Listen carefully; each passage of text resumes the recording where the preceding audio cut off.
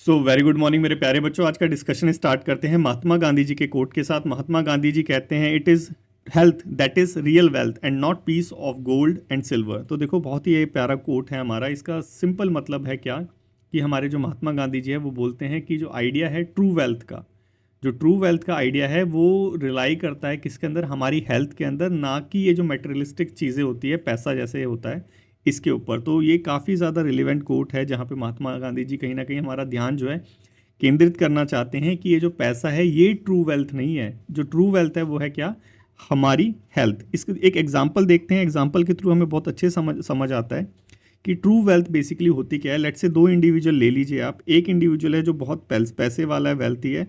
दूसरा जो है नॉर्मल है, ठीक है, ज़्यादा इतने पैसे नहीं है, लेकिन जो वेल्थी है जिस पे बहुत सारे पैसे हैं, इस पे हेल्थ केयर फैसिलिटी हो गया, लग्जरी बड़ी बड़ी गाड़ियाँ हो गई, बड़ा बड़ा बंगला हो गया, कंफर्ट जोन, सारा चीज़ है इसके पास, लेकिन इसके पास क्या है, एक हेल्थ नहीं है। तो आप बताओ बच्चों, क्या ये जो है अपनी वेल्थ को इंजॉय कर पाएगा? बिल्कुल नहीं कर पाएगा। तो यही चीज़ महात्मा गांधी जी भी कहना चाहते हैं। और दूसरा इंडिविजुअल जो है उसके पास अपनी हेल्थ है और थोड़ी सी वेल्थ है, ठीक है, तो फिर भी ये अपनी जो लाइफ है ज़्यादा अच्छे से इंजॉय कर पाएगा कंपैरेटिवली वो वेल्थी जो इंडिविजुअल है। तो यही जो महात्मा गांधी जी है यही कहना चाहते हैं क्या, कि जो ट्रू वेल्थ है, जो रियल वेल्थ है, जो रियल धन है, वो क्या है, हमारी हेल्थ है, ना कि ये जो सिल्वर है ये और ये जो गोल्ड है, क्योंकि ये ट्रांजिशनल होते हैं, टेम्परेरी होते हैं। और जो वेल्थ होती है वो हमारी परमानेंट होती है। तो यही कुछ महात्मा गांधी जी कहना चाहते हैं और यही हमारा जो कोट है बहुत ही रिलेवेंट है आज के हमारे डेली डिस्कशन से। जो हमारा डिस्कशन है वो है राइजिंग ओबेसिटी। इंडिया के अंदर जो है एक एपिडेमिक बढ़ रहा है क्या, कि मोटापे का। मोटापे की वजह से डिफरेंट प्रॉब्लम्स आ रही हैं। तो उससे रिलेटेड जो चीज़ें हैं सारी चीज़ यहाँ पे डिस्कस की गई है। हेल्थ केयर का, हेल्थ सेक्टर का, हेल्थ सेक्टर का ये हमारा टॉपिक है। और मेरे प्यारे बच्चों इसको वो कर लेना, नोट कर लेना अपने नोट्स के अंदर। इंपॉर्टेंट पॉइंट्स है, हमारे CAPF एग्ज़ाम के अंदर ऐसे टॉपिक पूछे गए हैं पहले भी। तो कहीं ना कहीं इसके जो फोल्डर पॉइंट्स हैं वो कहीं ना कहीं काम आएंगे जहाँ पे हेल्थ केयर से रिलेटेड कुछ चीज़ पूछी गई हो, ठीक है। तो अपना डिस्कशन स्टार्ट करते हैं। अपने एम के साथ। हमारा एम क्या है बच्चों, अपने नॉलेज पूल को बढ़ाना। किसको बढ़ाना? अपने नॉलेज पूल को बढ़ाना। जैसे जैसे हमारी नॉलेज बढ़ेगी, डिफरेंट डायमेंशंस हमारी समझ में आएंगे, वैसे वैसे हम एक डाइवर्सिफाई अच्छा ऐसे लिख पाएंगे जो कि हमारे CAPF एग्ज़ाम की डिमांड है। तो चलो ज़्यादा देरी नहीं करते, अपना डिस्कशन स्टार्ट करते हैं। यही जो जैसे मैंने आपको पहले बताया था कि हमारी जो इंडिया है एक एपिडेमियोलॉजिकल ट्रांजिशन की तरफ मूव कर रही है।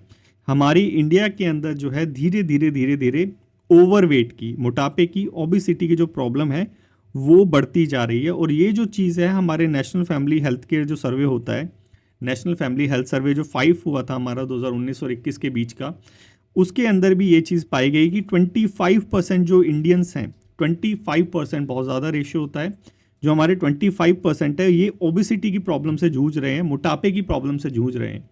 ऑल्सो हम जो होते हैं, हमारी आदत होती है मोटापे को बहुत नॉर्मली लेते हैं, लेकिन मोटापे के पीछे के जो रीजंस होते हैं बहुत ज़्यादा सीवियर होते हैं। इसके बाद जो कॉम्प्लिकेशंस होते हैं वो बहुत ज़्यादा सीवियर होते हैं, उनको थोड़ा समझने की कोशिश करेंगे। तो एडिटोरियल में ये बता रखा है कि यहाँ पे हमारे जो इंडियंस हैं 25% तो जूझ रहे हैं, लेकिन ओवरऑल जो स्टेट में डिस्ट्रीब्यूशन है ये भी अनइवन है। किसी किसी स्टेट में 8% है तो किसी किसी स्टेट में 50% है। तो ये कुछ हमें रेशियो देखने को मिलता है हमारे इस डिस्ट्रीब्यूशन का। इसका जो डायरेक्ट इम्पैक्ट है बच्चों, इसका जो डायरेक्ट इम्पैक्ट है वो हेल्थ केयर सेक्टर पे देखने को मिलेगा। हमारा जो मेडिकल फैसिलिटी है वहाँ पे देखने को मिलेगा। आपको पता है कि वैसे हमारे यहाँ पे जो बजट है हेल्थ केयर का कम रहता है, तो उस पर भी कहीं ना कहीं इसका जो दबाव है, प्रभाव है, वो देखने को मिलता है।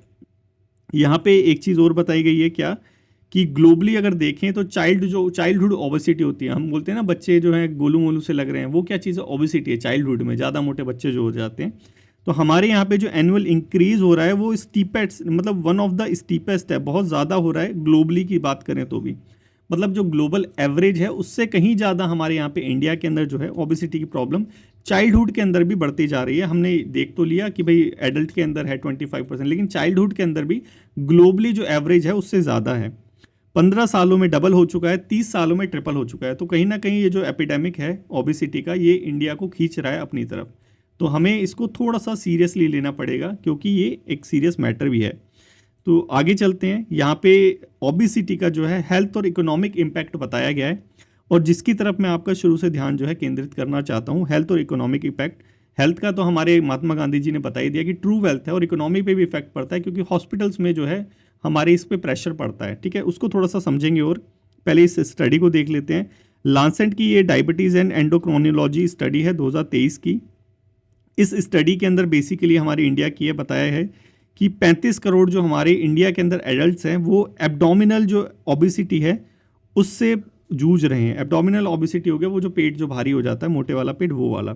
25 करोड़ जो इंडिया एडल्ट्स हैं वो जनरलाइज ओबिसिटी से जूझ रहे हैं, और 21 करोड़ जो हमारे इंडिविजुअल्स हैं, एडल्ट्स हैं, वो हाई कोलेस्ट्रॉल की प्रॉब्लम से जूझ रहे हैं। और आपको पता भी होगा हाई कोलेस्ट्रॉल की प्रॉब्लम डायरेक्टली जो है हार्ट से रिलेटेड है। हार्ट अटैक जो आते हैं वो कहीं ना कहीं हाई कोलेस्ट्रॉल की वजह से आते हैं। अब ओबिसिटी की वजह से, ओबिसिटी देखने में तो बहुत सिंपल सा लगता है कि भाई मोटे हैं, अच्छे लग रहे हैं, ताज़ा खाते हैं, ताज़ा पीते हैं, लेकिन उस ओबिसिटी की प्रॉब्लम की वजह से कई जो मेजर रिस्क फैक्टर हैं वो जन्म लेते हैं। जैसे डायबिटीज़ हो जाती है, हाइपरटेंशन की बीमारी हो जाती है, लीवर में डिजीज़ हो जाता है। तो ये सारी जो प्रॉब्लम है ये कहीं ना कहीं हमारे हेल्थ केयर में भी बर्डन क्रिएट करती है और इंडिविजुअल की लाइफ में भी स्ट्रेस क्रिएट करती है। आपको पता ही होगा डायबिटीज़ को स्वीट कैंसर कहते हैं, स्वीट कैंसर कहते हैं डायबिटीज़ को। तो ये बीमारी का जो वो कहेंगे हम, इसका जो फाउंडेशन है, इसका जो जड़ है वो कहाँ है? ओबिसिटी के अंदर। और 50% यहाँ पे बता रखा है फिजिकल एक्टिविटी लेवल का जो रिकमेंडेशन है WHO का। हमारे जो 50% भारतीय लोग हैं जिनको एकदम फिट कैटेगरी में माना जाता है आइडियोलॉजिकली, वो WHO की फिजिकल एक्टिविटी वाली जो क्राइटेरिया है उसमें फेल हो जाते हैं। और यहाँ पे एक चीज़ और बता रखी है जो कि बहुत ही ज़्यादा शॉकिंग है कि ओबिसिटी और ओवरवेट की वजह से जो है ग्लोबली 3.4 मिलियन ग्लोबल डेथ होती है एनुअली। हर साल में जो है 3.4 मिलियन जो इंडिविजुअल है, जो पीपल है, वो मर जाते हैं। किसकी वजह से? ओबिसिटी की प्रॉब्लम की वजह से। तो ओबिसिटी ऐसा लगता है कि छोटी सी प्रॉब्लम है, लेकिन ये जो डेटा है लांसेट का हो गया, WHO का हो गया, ग्लोबल का हो गया, ये कहीं ना कहीं हमें बताता है कि कितनी बड़ी प्रॉब्लम है। और ये जो प्रॉब्लम है ये ऐसा नहीं है कि सिर्फ इंडिविजुअल के ऊपर ही है, हमारी पॉकेट, इंडियन गवर्नमेंट की जो पॉकेट है उसके ऊपर भी जो है बर्डन, स्ट्रेस क्रिएट करती है। यहाँ पे यही बता रखा है कि इसका जो स्ट्रेस है हमारी पॉकेट के ऊपर, इंडियन गवर्नमेंट की पॉकेट के ऊपर कितना पड़ता है? 1.02% ऑफ GDP पड़ता है, और 2030 तक आते आते ये 1.5 GDP तक हो जाएगा। तो देखो इतना ज़्यादा जो बर्डन है वो किसकी वजह से हो रहा है? सिर्फ मोटापे की वजह से हो रहा है। और 1.2% GDP, 1.57% GDP कोई कम नहीं होती इंडिया की, बहुत ज़्यादा GDP का ये हिस्सा है। तो इस हिस्से को डायरेक्टली खर्च करने से अच्छा है, क्योंकि हम क्या कर रहे हैं, ओबिसिटी की पहले प्रॉब्लम हो रही है, फिर उसके कॉम्प्लिकेशंस हो रहे हैं, उसको ट्रीट करने के लिए हम क्या कर रहे हैं, ये जो GDP का पैसा है ये खर्च कर रहे हैं हॉस्पिटल्स में, ठीक है।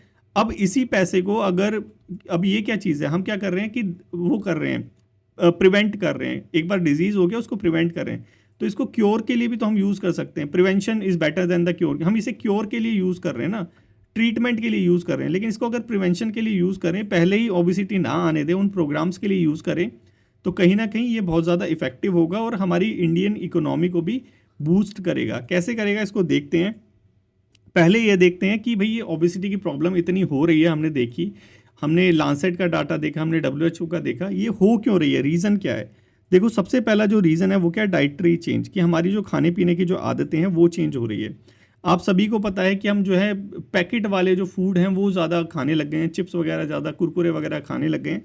तो वही यहाँ पे बता रखा है कि हमारा जो कंजम्पशन है, HFSS जो फूड होते हैं, ये कौन से फूड होते हैं जिसमें हाई सॉल्ट होता है, शुगर होता है, हाई फैट होता है, जैसे चिप्स वगैरह हो गए, पैकेट वाले जो फूड हो गए वो बात कर रहे हैं। और अल्ट्रा प्रोसेस्ड जो फूड हो गए, UPFF, ठीक है, ये जो फूड हमारी हैबिट में आ चुका है, इसकी वजह से हमें जो है ओबिसिटी की प्रॉब्लम को फेस करना पड़ता है। इसी की वजह से जो है हमारा ओबिसिटी रेट जो है वो इंक्रीज हो रहा है, हमारी डाइटरी चेंज की वजह से। दूसरी चीज़ क्या है? दूसरी चीज़ आपको पता ही है, अर्बनाइजेशन जैसे जैसे बढ़ रहा है, अर्बनाइजेशन की वजह से क्या हो रहा है, हमारा सेडेंट्री लाइफस्टाइल हो रहा है, ठीक है। तो अर्बनाइजेशन के, देखो अगर अर्बनाइजेशन वाला टॉपिक आ जाता है तो ये जो 4 पॉइंट्स है ये वहाँ पे भी यूज़ हो सकते हैं। तो यहाँ पे यही बता रखा है फिजिकल इनएक्टिविटी का जो रीज़न है वो क्या, हमारी सेडेंट्री लाइफस्टाइल। और सेडेंट्री लाइफस्टाइल का रीज़न क्या है? जो है हमारा अर्बनाइजेशन और हमारा जो वर्क कल्चर है, हम ऑफिस के अंदर ही है, 8 से 9 घंटे 10 घंटे बिता देते हैं, कोई एक्सरसाइज वगैरह नहीं करते। तो वही चीज़ यहाँ पे बता रखी है कि ये जो सेडेंट्री हमारा लाइफस्टाइल है इसकी वजह से जो है हमारी ओबिसिटी बढ़ रही है। यहाँ पे बता रखा है, WHO की रिपोर्ट ने इंडिकेट कर रखा है कि जो 50% जो इंडिविजुअल है वो जो WHO की फिजिकल एक्टिविटी का जो क्राइटेरिया होता है उसी को मीट नहीं कर पाते, उससे कहीं ना कहीं कम रह जाते हैं। तो देखो ये चीज़ एकदम क्लियर है कि हमारी डाइटरी चेंज हो गई, हमारी फिजिकल इनएक्टिविटी हो गई, इसकी वजह से जो है हम मोटापे का शिकार होते जा रहे हैं। इसके बाद यहाँ पे बता रखा है सोशो इकोनॉमिक इम्पैक्ट, कि हमारे इंडिया के अंदर आपको पता है माल न्यूट्रिशन की प्रॉब्लम कितनी ज़्यादा है, एनीमिया की प्रॉब्लम कितनी ज़्यादा है। तो उसका कहीं ना कहीं जो रीज़न है वो क्या, कि हेल्थी जो डाइट है, हमारी जो इंडियन पॉपुलेशन है वो हेल्थी डाइट को जो है अफोर्ड ही नहीं कर पाती। ठीक है, पुअर न्यूट्रिशनल चॉइसेस होती हैं। और ये जो है ये हमारे इकोनॉमिस्ट में जिनको वो मिला था, नोबल पुरस्कार मिला था, अभिजीत बनर्जी, आपको याद होगा अभिजीत बनर्जी को नोबल प्राइज़ मिला था।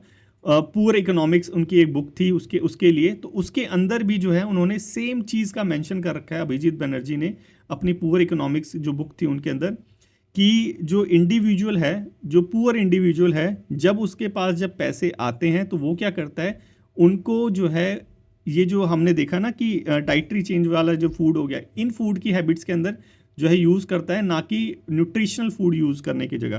तो यहाँ पे यही चीज़ यहाँ पे बता रखी है कि जो हमारे सोशो इकोनॉमिक फैक्टर्स हैं उसकी वजह से जो है हमारी ये ओबेसिटी की प्रॉब्लम भी आ रही है। 55% जो इंडिविजुअल है, यहाँ पे डेटा भी बता रखा है कि जो हेल्थी डाइट है उसको अफोर्ड नहीं कर पाते। तो इन सब का जो मिला जुला जो कॉन्सिक्वेंसेज है वो क्या हमारा, इसका जो मिला जुला कॉन्सिक्वेंसेज है वो क्या हमारा, ओबेसिटी। तो यही यहाँ पे मेजर रीज़न बता रखा है ओबेसिटी का। उसके बाद हमारा यहाँ पे बता रखा है कि गवर्नमेंट क्या कर रही है। उसके बाद यहाँ पे बता रखा है कि हमारी गवर्नमेंट क्या कर रही है। देखो हमारी जो गवर्नमेंट के इनिशिएटिव हैं बहुत ज़्यादा लिमिटेड है। यहाँ पे यही बता रखा है, जैसे खेलो इंडिया हो गया, फिट इंडिया मूवमेंट हो गया, ईट राइट मूवमेंट हो गया, जो FSSAI ने चलाया था, आपको याद भी होगा, हमने कभी डिस्कस भी करा था। तो ये जो मूवमेंट है बेसिकली यहाँ पे बता रखा है कि ये जो हेल्थ है वो इंडिविजुअल रिस्पॉन्सिबिलिटी को इंडिकेट करते हैं, कि इन प्रोग्राम का क्या मतलब है कि जो इंडिविजुअल है वो अपनी हेल्थ की जो रक्षा है वो खुद करेगा। तो यहाँ पे सिस्टमैटिक सॉल्यूशन जो प्रोवाइड कराना चाहिए गवर्नमेंट को, वहाँ पे गवर्नमेंट कहीं ना कहीं फेल हो जाती है एक सिस्टमैटिक सॉल्यूशन प्रोवाइड कराने के लिए। और ये जो मूवमेंट आपको दिख रहे हैं, खेलो इंडिया मूवमेंट हो गया, फिट इंडिया मूवमेंट हो गया, ईट राइट इंडिया मूवमेंट हो गया, ये कहीं ना कहीं जो मूवमेंट है ये भाई कहीं ना कहीं इंडिविजुअल की रिस्पॉन्सिबिलिटी सेट कर रहे हैं कि भाई जो तुम्हारी हेल्थ है वो तुम्हारी खुद की रिस्पॉन्सिबिलिटी है। एक सिस्टमैटिक जो सॉल्यूशन आना चाहिए वो कहीं ना कहीं लेके आने में फेल हो चुकी है हमारी गवर्नमेंट, ये यहाँ पे बताया गया है। उसके बाद ये भी बता रखा है कि जो इकोनॉमिक सर्वे है 2024-25 का अभी जो रिसेंटली हुआ था उसकी बात कर रखी है यहाँ पे, कि जो इकोनॉमिक सर्वे है वहाँ पे भी सजेशन दिया गया था कि भाई ये जो हाई जो प्रोसेस्ड जो फूड होता है, अल्ट्रा प्रोसेस्ड जो फूड होता है, जो हमने देखा था अभी ऊपर, यहाँ पे टैक्सेशन ज़्यादा लगाना चाहिए। लेकिन ऐसा कोई कॉन्क्रीट एक्शन हुआ नहीं, बस चर्चा हुई वहाँ पे। तो गवर्नमेंट जो है कहीं ना कहीं अपनी जो रिस्पॉन्सिबिलिटी है उससे पीछे हट गई है, यहाँ पे ऐसा ही हमें दिखाई दे रहा है। उसके बाद एडिटोरियल के अंदर बहुत अच्छा राइटर था, बहुत अच्छे पॉइंट्स लिख रखे हैं यहाँ पे। जो है एडिटोरियल के अंदर कुछ रिकमेंडेशन दे रखे हैं कि ये रिकमेंडेशन हमें करना चाहिए अगर हमें अपनी कंट्री को ये जो ओबेसिटी का एपिडेमिक जो आ रहा है इससे अगर बचाना है। तो जैसे सबसे पहले तो पब्लिक अवेयरनेस, लोगों को पता ही नहीं है कि जो मोटा होने से क्या क्या बीमारियां हो जाती है। लोग होते हैं कि सोचते हैं कि मोटा नहीं हो रहा, जो पतला होता है बोलते हैं मोटा नहीं हो रहा, मोटा हो रहा है बोलते पतला हो जाए, ये सारी चीज़ें करते रहते हैं। तो सबसे पहले तो पब्लिक अवेयरनेस फैलानी चाहिए, कम्युनिकेशन कैंपेन जो है ऑर्गेनाइज करने चाहिए और एजुकेट करने के लिए कि भाई क्या हेल्दी डाइट होती है, ओबेसिटी की वजह से क्या क्या डिजीज़ होती हैं, वो सारी चीज़ें हमारी गवर्नमेंट को कहीं ना कहीं करनी चाहिए। यहाँ पे एक जो बहुत अच्छा जो रिकमेंडेशन है वो ये दिया गया है। दूसरा यहाँ पे बता रखा है अर्बन प्लानिंग। देखो हमने देखा था अर्बनाइजेशन बढ़ रहा है, अर्बनाइजेशन की वजह से सेडेंटरी लाइफस्टाइल बढ़ रहा है, तो गवर्नमेंट को कहीं ना कहीं बाइसिकल हो गया, पार्क्स हो गया, ओपन जिम जो हो गया, वो कहीं ना कहीं ऑर्गेनाइज करने चाहिए। और ये चीज़ तो है जो दिल्ली में रहते हैं वो भी फेस करते होंगे कि भाई जो साइकिलिंग वगैरह करते हैं उनको रोडों पे करनी पड़ती है, एक्सीडेंट वगैरह हो जाते हैं। तो गवर्नमेंट को अर्बन प्लानिंग कुछ सस्टेनेबल वे में करनी चाहिए, यहाँ पे ये सजेशन दिया गया है। उसके बाद फिजिकल पॉलिसीज़ हो गई, जैसे हमने इकोनॉमिक सर्वे देखा था कि भाई रिकमेंडेशन कर रखा था, तो वही वहाँ पे रिकमेंडेशन मत करो, वहाँ पे हाई टैक्स लगाओ। जो हमारे ये जो अल्ट्रा प्रोसेस्ड जो फूड होते हैं और ये वाले फूड होते हैं जिसमें हाई सॉल्ट होता है, ये सारी चीज़ जो अभी डिस्कस करी थी चिप्स वगैरह वाले, यहाँ पे टैक्स ज़्यादा लगाना चाहिए इनके ऊपर। और जो हेल्दियर फूड है जैसे फ्रूट्स हो गया, जैसे वेजिटेबल हो गया, इनको सब्सिडाइज करना चाहिए, क्योंकि ये करेंगे तभी क्या होगा, हमारी जो डाइट होगी वो हेल्थी होगी। अब देखो तो चिप्स 10 रुपए का आ जाता है और फ्रूट लेने जाओ तो 100 रुपए के आते हैं, तो कौन खाएगा फ्रूट? सब चिप्स ही खाएंगे। तो यही चीज़ यहाँ पे बता रखी है कि जो गवर्नमेंट है बाद में खर्चा करती है, क्योर करती है जब बीमारी हो जाती है, तो इससे अच्छा पहले प्रिवेंट कर ले। प्रिवेंट में वो जो 1.5% जो जीडीपी का पैसा है वो यहाँ पे फिजिकल पॉलिसी को अच्छे से मैनेज करने के लिए होना चाहिए। टैक्स लगाना चाहिए प्रोसेस्ड फूड के ऊपर और सब्सिडाइज करना चाहिए जो हेल्थी फूड्स हैं उनको। ये यहाँ पे एक अच्छा सजेशन दिया गया है। अब यहाँ पे बात आती है भाई फंड कहाँ से आएगा? फंड कहाँ से आएगा? वही प्रिवेंशन और क्योर वाला तुम अब यहाँ पे आर्ग्यूमेंट दे सकते हो कि जो गवर्नमेंट है हेल्थ केयर में इतना पैसा खर्च करती है जब बीमारी हो जाती है, तो उसी पैसे को अगर प्रिवेंट करने के लिए यूज़ करे तो ये काफ़ी इफेक्टिव होगा और हमारी पॉपुलेशन को भी बेनिफिट देगा। उसके बाद हेल्थ केयर प्रैक्टिस हो गया यहाँ पे। उसके बाद यहाँ पे बता रखा है हेल्थ केयर प्रैक्टिस हो गया कि हमारा इंडिया के अंदर बेसिकली क्या है, जब इंडिविजुअल जो बीमार पड़ जाता है, एकदम खाट पे आ जाता है, उसके बाद कहीं ना कहीं वो चेकअप करवाने जाता है। तो यहाँ पे बता रखा है कि गवर्नमेंट को कहीं ना कहीं ऑर्गेनाइज कराने चाहिए कैंप वगैरह। जैसे एक रूटीन कैंप होना चाहिए जहाँ पे वेट, हाइट और वेस्ट सरकमफ्रांसिस जो है वो मेज़र हो जाए। ये क्या चीज़ होती है? देखो ये जो यहाँ पे मेजरमेंट बता रखा है ना, वेट, हाइट और वेस्ट सरकमफ्रांसिस, ये तुम्हारे अंदर माल न्यूट्रिशन की क्या प्रॉब्लम है या ओबिसिटी की प्रॉब्लम है, ये कहीं ना कहीं जो है इंडिकेट करती है। अवेयरनेस लोगों में आ गई, तुमने उनको बता दिया कि भाई तुम माल न्यूट्रिशन के शिकार होने वाले हो या ओबिसिटी के शिकार होने वाले हो, तो क्या वो क्या करेंगे? मेजर्स लेंगे इसके। तो ये सारी चीज़ें हमारी गवर्नमेंट को करनी चाहिए। उसके बाद देखो यहाँ पे पैसा भी खर्च नहीं होना, क्योंकि उसके लिए एक बैंड आता है फिट, एक जैसे होता है ना कि एक पर्टिकुलर बैंड आता है, उसको अगर हाथ में पहना दिया, जैसे ये बैंड है, जिसके हाथ में ये चला गया वो क्या है? वो फिट है। अगर ये टाइट हो गया तो ओबिसिटी है, अगर ये ढीला हो गया तो माल न्यूट्रिशन है। तो ये जो ऐसा बैंड होता है, सरकमफ्रांसिस मेजर वाला जो बैंड होता है, एंथ्रोपोलॉजिकल बेसिकली ये डिवाइस होता है मेजर करने के लिए। तो इसमें कोई खर्चा भी नहीं आता, जस्ट पहनाना है और उतारना है। तो एक ही बैंड से कितने लोगों का टेस्ट हो सकता है? तो ऐसे कुछ इनिशिएटिव गवर्नमेंट को लेके आना चाहिए। उसके बाद नेक्स्ट यहाँ पे बता रखा है work place and educational initiative लेके आने चाहिए।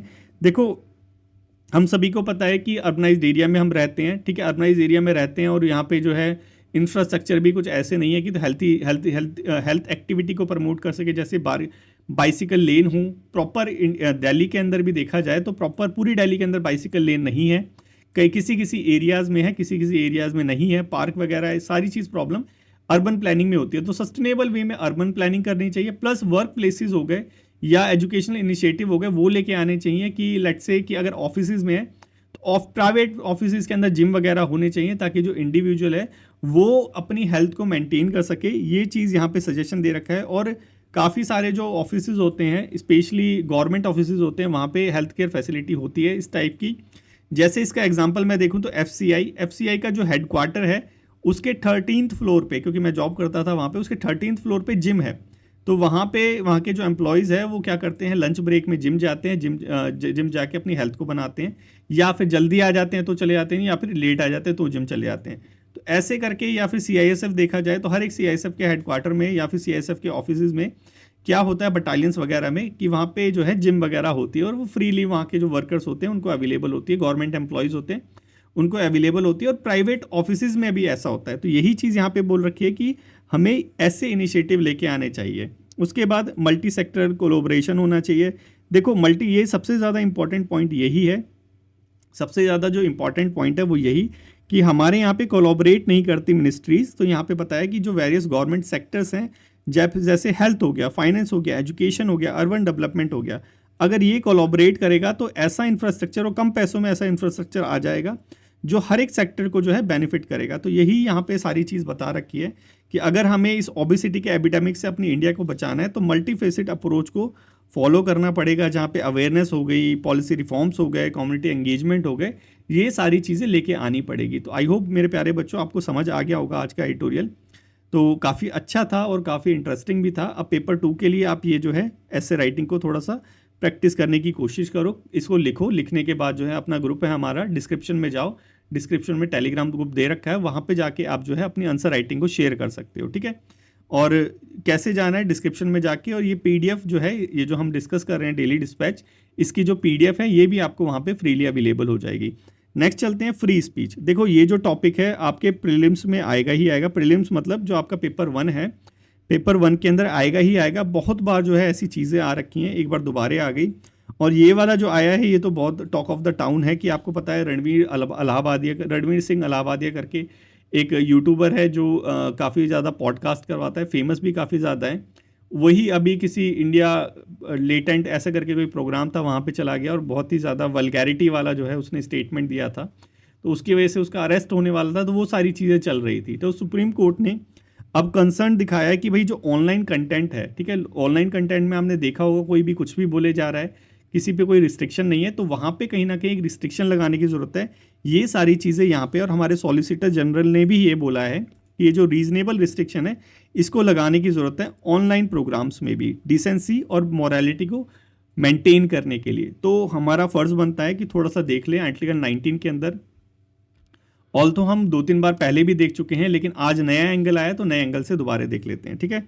तो ये जो हमारा आर्टिकल 19 वाला जो है, right to freedom of speech and expression, ये सब सिटीजन्स को दिया गया है, सब सिटीजन्स को दिया गया है, और जो हमारे फॉरेनर्स हैं उनको नहीं दिया गया है। इतना थोड़ा सा याद रखना मेरे बच्चों कि ये सिर्फ इंडियंस को है राइट टू स्पीच जो है ना, सिर्फ इंडियंस को है, फॉरेनर्स को नहीं है। अगर फॉरेनर्स को होगा तो इंडिया में आके अपना प्रमोट करेंगे, तो ये थोड़ा सा याद रखो ऐसे करके, क्योंकि आपने देखा भी होगा कि जब भी धरने वगैरह होते हैं, प्रोटेस्ट वगैरह होते हैं, तो वहाँ पे हम अपना जो ये जो फ्रीडम वाला राइट है ये कहीं ना कहीं वहाँ पे एक्सरसाइज करते हैं, लेकिन उसी के अंदर कोई अंग्रेज जो प्ले कार्ड लेके खड़ा होता है तो उसको अरेस्ट कर लेते हैं, अरेस्ट करके उसकी कंट्री में भेज देते हैं।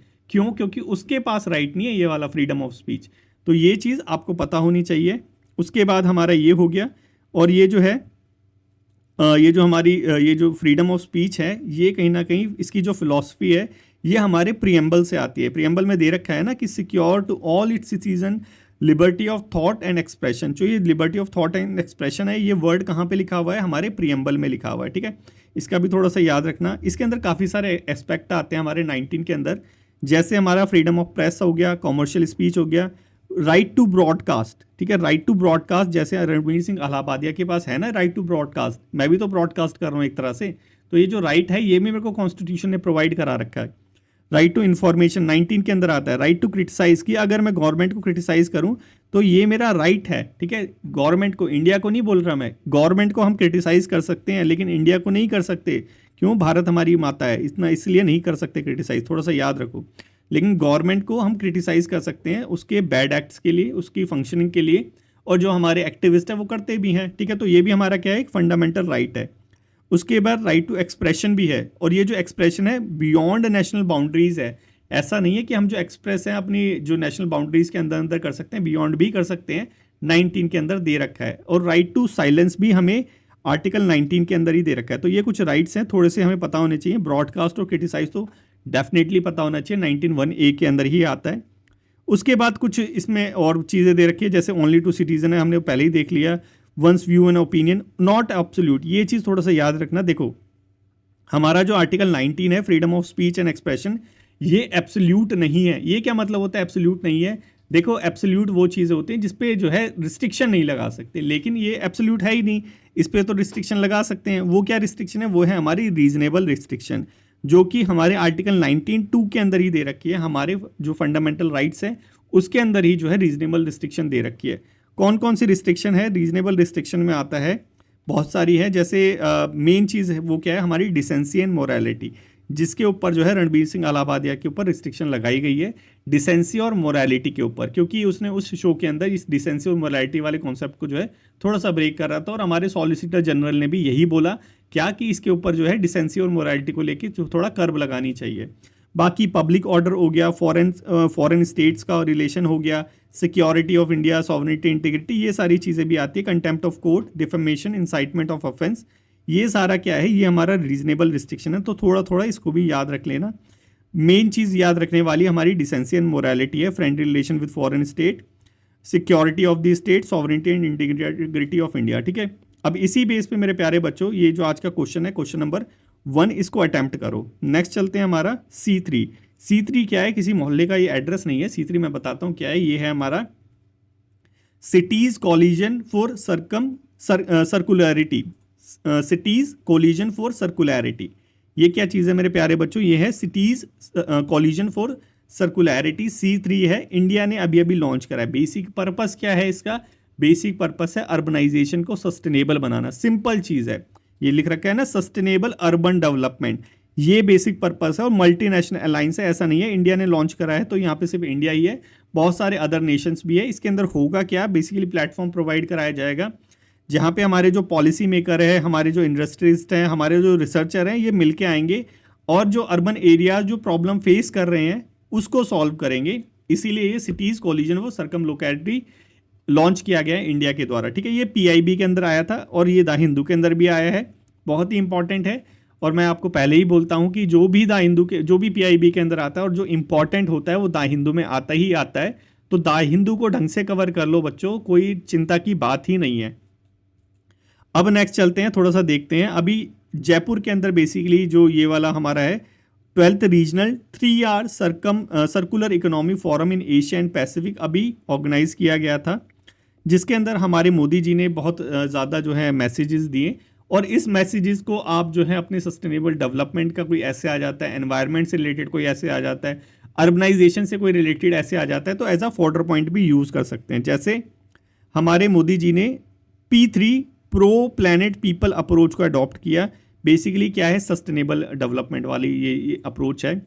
3R प्रिंसिपल के बारे में बोला, स्ट्रेस दिया। जैसे 3R प्रिंसिपल क्या है, सस्टेनेबल वे में कि चीज़ों को रिड्यूस करो, चीज़ों को यूज़ करना रिड्यूस करो, सबसे पहले यूज़ अगर कर लिया तो उसको रीयूज़ करो और रीयूज़ करने के बाद फिर रिसाइकल करो। तो कहीं ना कहीं ये जो सर्कुलर इकोनॉमी है इसको बनाने में मदद करता है। तो बेसिकली वही चीज़ है कि सस्टेनेबल वे में कैसे जीना है, उन सी चीज़ों के ऊपर हमारे मोदी जी ने एम्फोसाइज किया। मिशन लाइफ हो गया, लाइफस्टाइल फॉर एनवायरनमेंट, और पंचमित्रा गोल हो गया जिसके अंदर हमारा नेट ज़ीरो टारगेट भी आता है 2070 का। तो ये चीज़ें जो हैं हमारे मोदी जी ने अपना करी है, ठीक है। तो इसको थोड़ा सा आपको ध्यान में रखने की ज़रूरत है।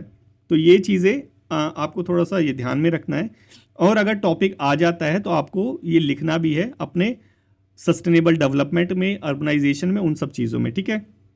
उसके बाद ये हमने देख ही लिया कि C3 जो कोलिजन है इसको लॉन्च किया है। उसके बाद जयपुर डिक्लेरेशन हो गई। ये अभी जो ये जो हमने देखा ना फॉरम हुआ है, जो circular economic forum in Asia and Pacific, ये हुआ कहाँ है, जयपुर में हुआ है। तो जयपुर डिक्लेरेशन भी उससे कहीं ना कहीं रिलेटेड है, ठीक है।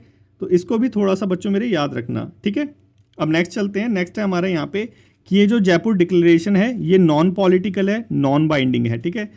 नॉन पॉलिटिकल नॉन बाइंडिंग का क्या मतलब है कि ये जो डिक्लेरेशन है इसमें पॉलिटिक्स से कोई लेना देना नहीं है और किसी पे बाइंडिंग नहीं है। जितने भी स्टेट्स हैं इसके अंदर किसी पे भी ये बाइंडिंग नहीं है, ये वॉलंटरीली है, ठीक है। इसको थोड़ा सा याद रखना। मेन पर्पस क्या है इस डिक्लेरेशन का, सस्टेनेबल अर्बन डेवलपमेंट, बस ये चीज़ थोड़ा सा याद रखना, ये मेन पर्पस है। बाकी एक मेमोरेंडम ऑफ अंडरस्टैंडिंग भी साइन किया गया सिटीज़ 2.0 करके, purpose urban sustainability, climate change sustainability, वो सारी चीज़ें। टेक अवे वही सारी चीज़ें जो अभी हमने डिस्कस करी कि इस रीजन में जो है न्यू अलायंस आया, एक C3 करके आया, हमने देख ही लिया इसको। स्ट्रेटेजिक इन्वेस्टमेंट की बात हुई अर्बन एरियाज़ के अंदर, सिटीज़ 2.0 आया। लॉन्ग टर्म कमिटमेंट के बारे में बात की गई जयपुर डिक्लेरेशन के लिए। तो यही सारी चीज़ें हैं। सारी चीज़ किससे रिलेटेड है मेरे प्यारे बच्चों, अर्बन डेवलपमेंट से, अर्बन एरिया को सस्टेनेबली डेवलप करने से। ये हमारा क्वेश्चन नंबर 2 इंपॉर्टेंट है काफ़ी ज़्यादा। द हिंदू हो गया और हमारा ये हो गया PIB हो गया, दोनों के अंदर आ रखा है, तो थोड़ा सा इसको डिस्कस करो। नेक्स्ट है हमारा गैंगटिक डॉल्फिन। गैंगटिक डॉल्फिन से रिलेटेड जो है अभी एक सर्वे हुआ है, तो ये जो है first population estimated survey of Gangetic dolphin है। यहाँ पे बेसिकली हमारे इंडिया के अंदर कितनी गैंगटिक डॉल्फिन है ये बताया गया, 6327 हैं। अब इसका ब्रेकडाउन करें तो 3 हमारे यहाँ पे जो मेजर रिवर्स है जिसके अंदर गैंगटिक डॉल्फिन पाई जाती है। अभी थोड़ा सा एक चीज़ और बताऊंगा यहाँ पे इंपॉर्टेंट है, जिसमें हमारी गंगा हो गई, ब्रह्मपुत्रा हो गई और ब्यास रिवर हो गई। तीन रिवर है, थोड़ा सा याद रखना। गंगा की ट्रिब्यूटरीज भी आ जाती है, ब्रह्मपुत्रा उसकी ट्रिब्यूटरी भी आ जाती है और ब्यास उसकी ट्रिब्यूटरीज भी आ जाती है, ठीक है। तो यहाँ पे एक चीज़ ध्यान रखना कि हमारे इंडिया में गैंगटिक डॉल्फिन और इरावादी डॉल्फिन 2 पाई जाती है। जो गैंगटिक डॉल्फिन है ये फ्रेश वाटर डॉल्फिन है, मतलब क्या, ये ताजे पानी में पाई जाती है, जैसे रिवर का पानी हो गया, ताज़ा पानी है। उसके बाद ये जो हमारी इरावादी डॉल्फिन है, जैसे चिल्का लेक हो गया, वहाँ पे भी मिलती है इरावादी डॉल्फिन। तो ये कौन सी है, ये खारे पानी की डॉल्फिन है, ओशियंस में पाई जाती है। तो हमारी जो गैंगटिक डॉल्फिन है ये ओशन में नहीं मिलती है और जो इरावादी डॉल्फिन है ये हमारी रिवर्स में नहीं पाई जाती, इतना थोड़ा सा याद रखना। उसके बाद गैंगटिक डॉल्फिन के बारे में देख लेते हैं। सूसू भी कहते हैं इसे गैंगटिक डॉल्फिन को, और ये एंडेमिक है। एंडेमिक होता है किसी स्थानीय प्रजाति जो होती है, कि ये गंगा रिवर जो डॉल्फिन है सिर्फ इंडिया के अंदर ही पाती है और किसी देश में नहीं पाती है। ऐसा नहीं है कि जो गंगा रिवर डॉल्फिन है ये USA में भी पाएगी, ये सिर्फ इंडियन सब कॉन्टिनेंट में ही पाई जाती है, इसको टाइगर ऑफ गंगा भी कहा जाता है। हमारी जो ये डॉल्फिन है ना, गंगा रिवर डॉल्फिन, इसे टाइगर ऑफ गंगा भी कहा जाता है। और फीमेल थोड़ी सी बड़ी होती है मेल से, बस इतना थोड़ा थोड़ा पॉइंट है, याद रख लेना। यूपीएससी के अंदर ऐसे ये फेवरेट है उसका, तो पूछे जाते हैं। अब ये जो हुआ हमारा सर्वे हुआ, कौन सा इंस्ट्रूमेंट यूज़ करके किया गया?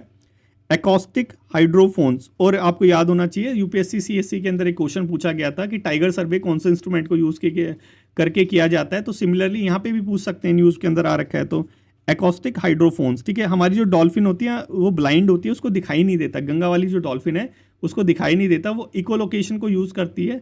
जैसे बैट होता है ना, बैट भी तो इकोलोकेशन को यूज़ करता है। सिमिलरली ये भी यूज़ करती है, तरंगे छोड़ती है और फिर वापस आती है, तो उसके बेस पे ये जो है डिटेक्ट करती है। आंखें नहीं होती इसका, थोड़ा सा ये याद रखना, स्टेटमेंट इंपॉर्टेंट है। हमने देखा था 4 स्टेट के अंदर पाई जाती है हमारी जो गंगा डॉल्फिन है, जिसमें उत्तर प्रदेश में सबसे ज़्यादा पाई जाती है, बिहार, वेस्ट बंगाल, फिर असम हो गया, ठीक है। तो थोड़ा सा इसको भी याद रखने वाली चीज़ है। ये न्यूज़पेपर की कटिंग ही है, जो हमने डिस्कस करा वही सारी चीज़ है। ये एंडेंजर्ड स्पीशीज़ में आती है। हमारी जो डॉल्फिन है ना, गंगा डॉल्फिन, कौन सी स्पीशीज़ में आती है? एंडेंजर्ड स्पीशीज़ में। आईयूसीएन का स्टेटस, आईयूसीएन का जो स्टेटस है उसमें एंडेंजर्ड स्पीशीज़ में आती है। और वाइल्ड लाइफ प्रोटेक्शन एक्ट 1972 के शेड्यूल 1 के अंदर भी आती है। तो थोड़ा चीज़ ये भी देखने वाली है, थोड़ा सा देख लेना। न्यूज़पेपर में आया है, काफ़ी बड़ा दे रखा था नेशनल न्यूज़ में, तो इंपॉर्टेंट तो है ही। अब ये हमारा क्वेश्चन नंबर 3, मेरे प्यारे बच्चों, इसको आंसर करो, देखो तुम कर पा रहे हो या नहीं कर पा रहे। नेक्स्ट है हमारा ऑस्कर, ठीक है। इंपॉर्टेंट हमारा ये जो अवार्ड है ऑस्कर, तो सबसे इंपॉर्टेंट चीज़ यहाँ पे क्या है कि जो हमारा ये जो ऑस्कर है ये 97th एकेडमिक अवार्ड था, ठीक है। इस ऑस्कर में जो हमारी मूवी थी, ठीक है, उस कौन सी थी? बेस्ट पिक्चर कौन सी मिली थी इसको? एनोरा। एनोरा जो थी हमारी बेस्ट पिक्चर का अवार्ड मिला है ऑस्कर में। और इसके जो डायरेक्टर थे वो कौन है? Sean Baker. और इस डायरेक्टर ने इसी सिंगल मूवी के लिए, एनोरा के लिए, 4 ऑस्कर जो प्राइज़ है एक ही सिंगल मूवी में जीत लिए हैं। तो बहुत बड़ी बात है ये। बेस्ट पिक्चर का, बेस्ट डायरेक्टर का, बेस्ट ओरिजिनल स्क्रीन प्लेयर का, बेस्ट फिल्मिंग एडिटिंग का अवार्ड जीता है, ठीक है। एनोरा के अंदर बेसिकली क्या था? ये एक सेक्स वर्कर की स्टोरी है जो एक शादी कर लेती है एक बिलियनियर रशियन से। तो थोड़ा वही बता रखा है, बस इतना सा थोड़ा पता होना चाहिए, बाकी कोई ज़रूरत है नहीं। बाकी कौन बेस्ट एक्टर है ये यहाँ पे दे रखा है। बेस्ट एक्टर है यहाँ पे एड्रीने ब्रूडी। कौन सी फिल्म के लिए है? ब्रूटलिस्ट के लिए है। बेस्ट एक्ट्रेसेस कौन है हमारी? बेस्ट एक्ट्रेस है यहाँ पे मिके मेडिसन। एनोरा के लिए इनको प्राइज़ मिला है। तो ये थोड़ा थोड़ा देखने वाली चीज़ है, थोड़ा सा इसको देख लेना, क्योंकि ऐसे क्वेश्चन जो है हमारे सीएपीएफ के एग्जाम में भी पूछे जाते हैं, ठीक है। तो इंपॉर्टेंट तो है ही डेफिनेटली। ये है हमारा क्वेश्चन नंबर, शायद 5वां हो गया होगा, नहीं 4था ही है। ये हमारा क्वेश्चन नंबर 4 है मेरे प्यारे बच्चों। कमेंट बॉक्स में कमेंट करो, देखो तुम्हें आता है या नहीं आता। सो आज की डिस्कशन में बस इतना ही है। आई होप आपको अच्छे से समझ आ गया होगा। अगर समझ आ गया हो तो मेरे प्यारे बच्चों लाइक, शेयर और कमेंट करना मत भूलना। Thank you so much for today's discussion.